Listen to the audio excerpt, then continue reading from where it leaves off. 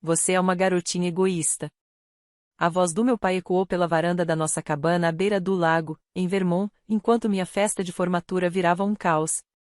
Seu irmão precisa dessa herança mais do que você. Ele tem um futuro, planos reais. Eu sou Nora Whittaker e, aos 24 anos, fiquei paralisada. Meu diploma de mestrado em ciências biomédicas ainda estava nas minhas mãos quando meu pai o rasgou ao meio e jogou os pedaços na fogueira. Minha mãe estava ao lado dele, de braços cruzados, enquanto meu irmão mais novo, Eli, relaxava numa cadeira de praia, com um ar satisfeito. Eu mereço isso, disse, tentando não deixar minha voz tremer. Hã? Ele respondeu. O vovô deixou esse dinheiro para mim, continuei. Porque ele acreditava no que eu estava construindo. Mamãe zombou. A startup do Eli precisa de capital. Você vai ficar bem. Já está empregada no laboratório. Os convidados, parentes, antigos vizinhos, professores silenciaram. Alguns abaixaram os olhos, desconfortáveis. Uma prima filmava discretamente por trás de um copo de limonada. Só tia Cora, irmã do vovô, sustentou meu olhar. Seu rosto estava inexpressivo, mas notei um leve aceno de cabeça. Ela também se lembrava das palavras do vovô, as mesmas que eu repetia mentalmente: o mundo nem sempre vai te recompensar por jogar limpo, Nora, mas jogue com inteligência e saiba quando agir. Enquanto eu equilibrava pesquisas, publicava artigos e trabalhava à noite numa clínica, ele fracassava em 3 startups e numa banda que nunca saiu da garagem. Então, meu pai colocou uma pasta nas minhas mãos. Assine. Transfira a herança pro seu irmão ou faça as malas e vá embora. Você não é mais bem-vinda aqui. Olhei para a pasta e depois para ele. Não, disse. Ele se lançou para frente e me deu um tapa forte. Um copo se quebrou. A multidão ficou boquiaberta. Eli não se mexeu. Mamãe fingiu um susto, levando a mão à boca como uma atriz ruim de novela. Então, eu sorri. Você facilitou as coisas, falei, recuando e pegando o celular. Lembra que o vovô insistia em ter a cabana monitorada por vídeo? O novo sistema sincroniza com minha conta na nuvem. Esse tapa, essa ameaça, já foram enviados. O rosto do meu pai empalideceu. Podem continuar com a festa, disse, caminhando em direção à entrada da garagem. Eu fico com o dinheiro. E com os advogados. Todos recuaram, visivelmente abalados com a calma com que enfrentei tudo. Tudo bem, falei, me virando. Vejo vocês no escritório do advogado na próxima quinta-feira. Que advogado? A voz de Eli falhou, e sua presunção desapareceu. Não respondi. Apenas continuei andando, enquanto a voz do meu pai gritava atrás de mim, lançando ameaças como pedras de granizo. No carro, tia Cora me alcançou e ficou ao meu lado com um sorriso tenso. Você sabia que ia chegar a esse ponto? Não era uma pergunta. Assenti enquanto destrancava a porta. O vovô me avisou, falei. Ele disse, quanto mais perto chegássemos da data final da herança, mais desesperados eles ficariam. Ela tocou meu braço, com os olhos cheios de orgulho. George sempre dizia, você tem os instintos mais afiados. Você conseguiu gravar tudo? Fiz um gesto para meu primo Tyler, que surgia entre as árvores com o celular na mão. A cada segundo, ele confirmava, o diploma, as ameaças, o tapa, tudo estava registrado. Cora soltou um suspiro. Eles não fazem ideia do que está por vir, não é? Liguei o motor. Nenhuma pista. Naquela noite, fiquei na casa dela, do outro lado do lago. As mensagens chegaram em massa, algumas furiosas, outras pedindo desculpas, e algumas fingindo que nada havia acontecido. Eli mandou uma sequência de mensagens maldosas dizendo que já estava planejando reformas no meu antigo quarto. Ignorei todas. Em vez disso, me concentrei em revisar o portfólio jurídico que o vovô havia deixado com seu advogado patrimonial.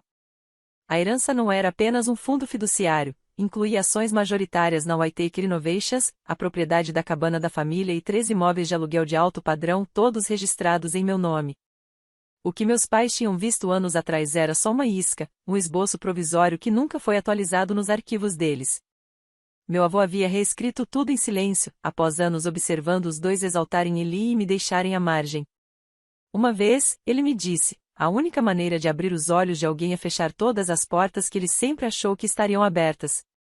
Mais tarde, tia Cora trouxe chá de camomila para meu quarto. Eu ficaria orgulhosa de você, Nora, ela disse. Você tem a coragem e a paciência dele. Você esperou o momento certo. Assenti devagar. O momento certo. Foi isso que ele sempre me ensinou. A semana antes da reunião de família passou devagar. As mensagens do meu pai ficaram mais agressivas, ameaças de processo, acusações de traição. Minha mãe tentou jogar com a culpa. Você está destruindo essa família, escreveu.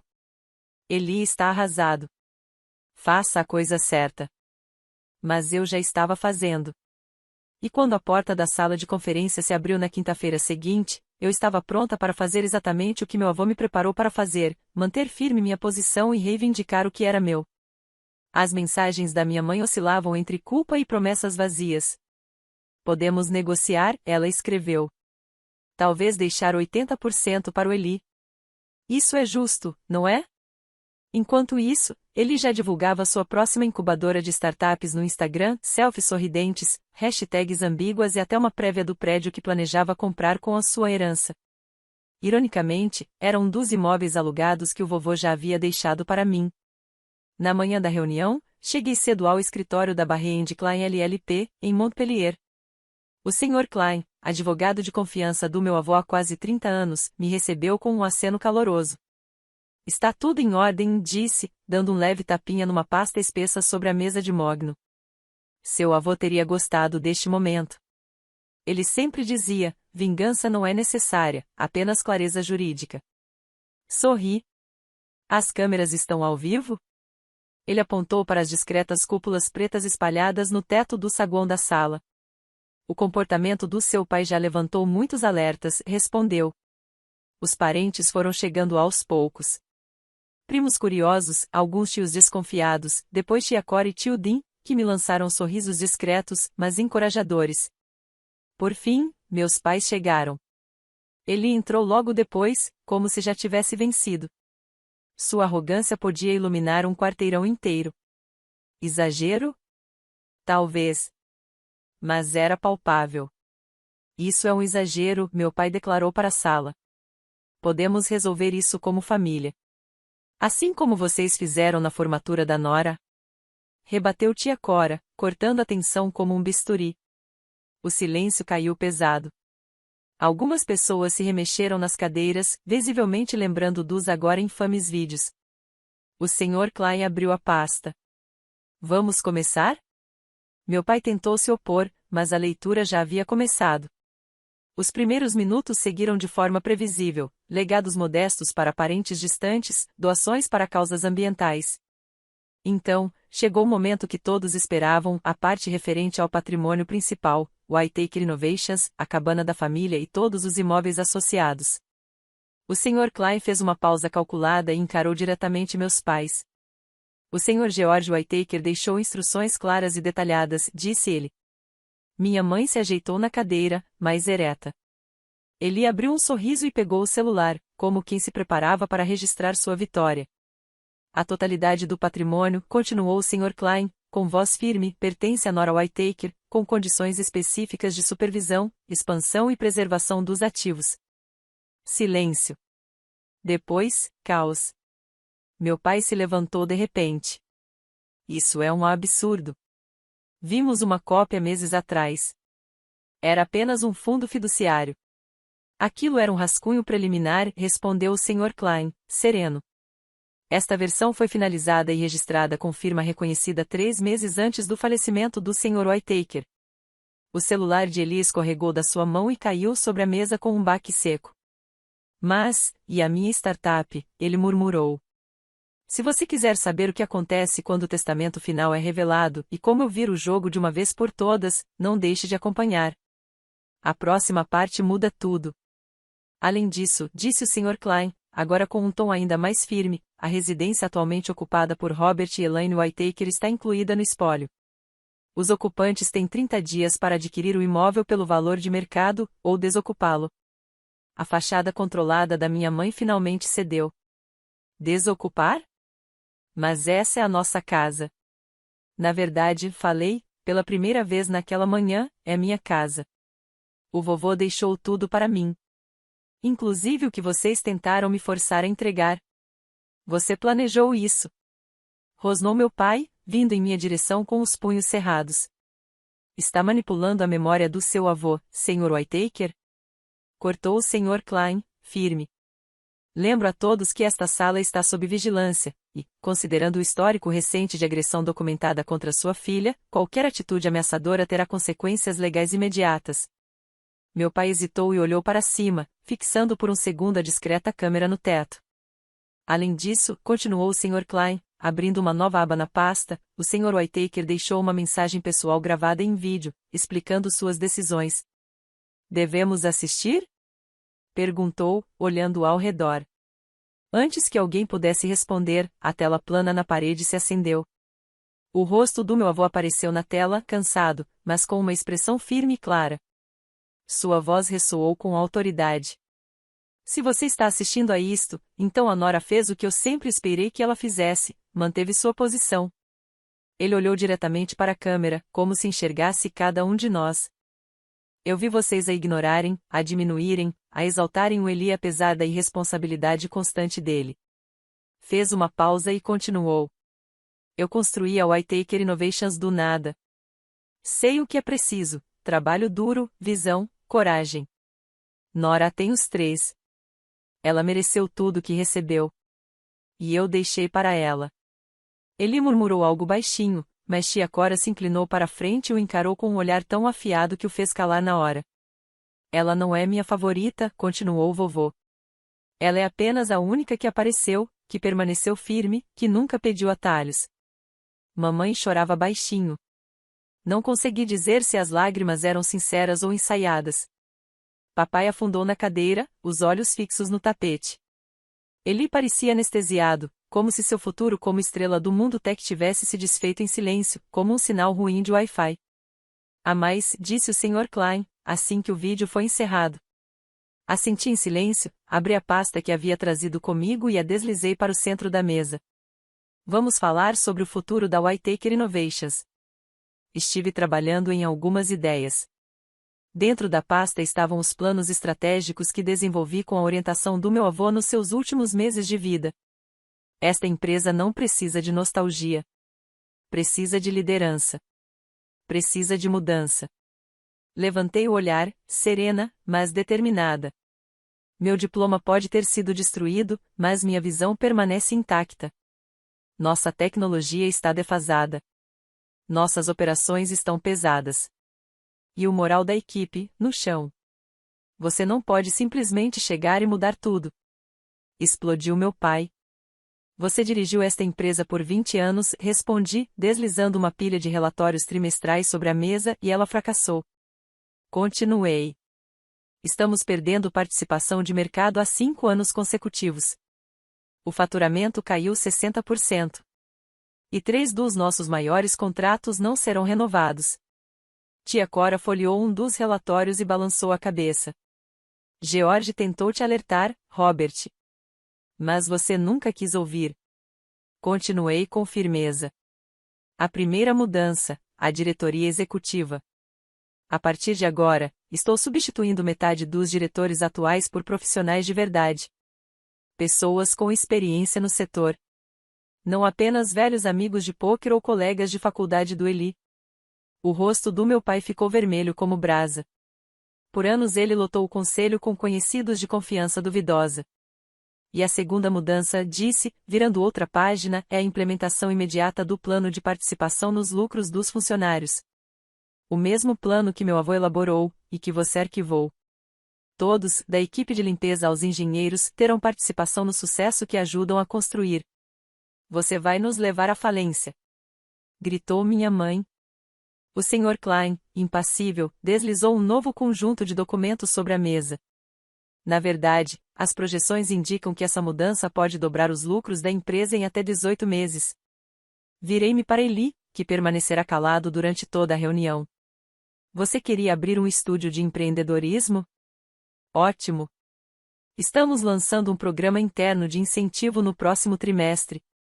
Se você apresentar um plano de negócios consistente e concluir uma certificação, poderá concorrer ao financiamento, assim como qualquer outro candidato. Pela primeira vez, ele não zombou nem desviou o olhar. Você está me dando uma chance? Perguntou ele. Estou te dando uma oportunidade de conquistar algo, corrigi. Isso já é mais do que você jamais me ofereceu. Meu pai afastou-se da mesa, a voz rouca de frustração. Você não pode fazer isso. Não vou deixar que destrua o meu legado. Ri baixo, com firmeza. Pai, olhe ao seu redor. Você está sentado no negócio falido, no escritório que já não é seu, ameaçando a pessoa que agora define seu salário. Que legado! A bravata dele desmoronou. Ele caiu na cadeira, visivelmente abalado. Agora, continuei, puxando um envelope final, vamos falar sobre suas novas funções. Minha mãe se inclinou à frente, esperando, talvez, um título honorário ou uma generosa indenização. Em vez disso, entreguei um contrato a cada um dos dois. Vocês podem continuar na empresa, sob minha liderança. Começarão em cargos de nível básico. Vão aprender sobre a empresa desde o chão de fábrica, como eu fiz durante os verões em que Lee estava viajando pela Europa com o cartão de crédito da família. Nível básico? Minha mãe engasgou, horrorizada. Assenti, firme. E sim, o estilo de vida de vocês vai precisar ser ajustado. Ajustado? Ela repetiu, incrédula. Fechei a pasta com calma. O patrimônio não essencial da empresa será vendido para financiar nosso plano de modernização. Quanto a vocês dois, tem 3 opções: aceitem os termos que ofereci, comprem a casa pelo valor de mercado, ou comecem a fazer as malas. O silêncio que se seguiu foi ensurdecedor. Ao redor da mesa, os parentes estavam atonitos, alguns escandalizados, outros visivelmente impressionados. Tia Cora nem tentou disfarçar o sorriso de satisfação. Eu vou fazer isso, disse uma voz inesperadamente. Todos se viraram. Eli estava de pé, sua expressão mais séria do que eu jamais havia visto.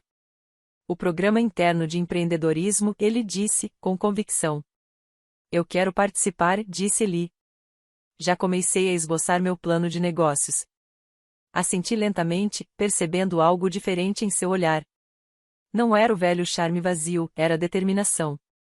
Talvez, pela primeira vez, ele realmente quisesse conquistar algo por mérito próprio. Você tem até o fim da semana, respondi. Depois disso, as vagas se tornam públicas. À medida que as pessoas começaram a sair da sala de conferência, algumas sussurrando, outras em silêncio, tia Cora permaneceu. Aproximou-se de mim com um olhar cheio de orgulho. Seu avô ficaria orgulhoso de você, disse ela, me puxando para um abraço apertado. Você demonstrou misericórdia, mas não fraqueza. Sorri. Ele me ensinou que vingança nem sempre é destruição. Às vezes, a maior justiça é permitir que as pessoas enfrentem os próprios fracassos, e aprendam com isso.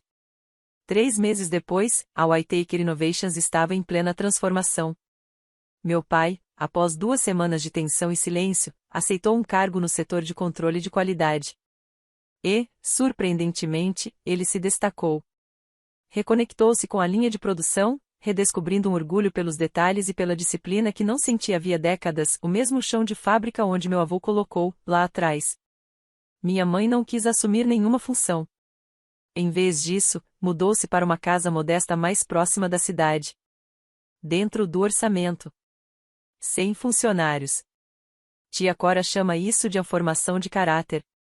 Eu chamo de algo muito atrasado. Mas a maior surpresa foi Eli. Ele completou sua certificação empreendedora mais rápido do que qualquer um esperava. Lançou uma iniciativa de tecnologia voltada ao bem-estar e conseguiu financiamento piloto. Hoje, trabalha mais duro do que eu jamais o vi trabalhar. Na semana passada, ele me agradeceu por não ter oferecido uma saída fácil. O moral dos funcionários disparou desde que o plano de participação nos lucros foi implementado. A rotatividade caiu. O número de candidaturas aumentou. Nossos sistemas atualizados atraíram 2 contratos de peso e o valor das ações da empresa subiu 30%. Em alguns momentos de silêncio, sento-me no que antes era o escritório do meu pai, agora meu. Sobre a mesa, uma foto do meu avô. Você é uma raposinha esperta, ele costumava dizer. Ele me ensinou que liderança não se trata de dominação ou obediência. Trata-se de visão, paciência e de saber exatamente quando atacar e quando oferecer graça. Ao lado da foto dele, mantenho uma pequena caixa laqueada. Lá dentro, estão as cinzas do meu diploma queimado. Não como lembrança do que perdi, mas como símbolo do que renasceu. Porque, às vezes, a melhor vingança não é destruir, é construir algo ainda mais forte no lugar. Se você chegou até aqui, obrigado por acompanhar minha jornada. Isso nunca foi apenas sobre recuperar uma herança ou reestruturar uma empresa. Foi sobre me resgatar. Sobre me lembrar de quem eu sou. Cada comentário que você deixa, cada palavra de apoio, me lembra que a força silenciosa ainda tem valor neste mundo. Então, se essa história falou com você, se você já foi ignorado, subestimado, ou disseram que você deveria se contentar com menos, eu adoraria saber, o que você teria feito no meu lugar? Teria mostrado misericórdia? Teria virado as costas? Ou teria lutado pelo seu futuro, como eu fiz? Sua voz importa aqui. E se você acredita que paciência, integridade e propósito ainda são parte do que significa liderar, inscreva-se neste canal. Ainda tem muita coisa pela frente. E eu quero que você esteja comigo. Porque essa não é só a minha história. É de todo mundo que um dia ouviu que não era o suficiente, até se tornar mais do que todos imaginavam. Se aprendi algo com tudo isso, foi isso: você não precisa gritar para ser forte. Não precisa jogar sujo para vencer. Às vezes, os movimentos mais silenciosos são os que provocam os maiores abalos. Então, vá com calma. Faça seu plano. Deixe o mundo subestimar você. E, quando menos esperarem, surpreenda com tudo que você construiu quando ninguém estava olhando. Foi isso que meu avô me ensinou. O verdadeiro poder não está em destruir. Está em reconstruir. Em fazer melhor. Se você está se segurando por medo, vergonha ou dúvida, dê o primeiro passo em direção ao seu próprio legado. E, se um dia precisar se lembrar de que crescimento também pode nascer das cinzas, volte aqui. Estarei por aqui com mais histórias, mais lições e, quem sabe, mais algumas surpresas. Até lá, fique atento.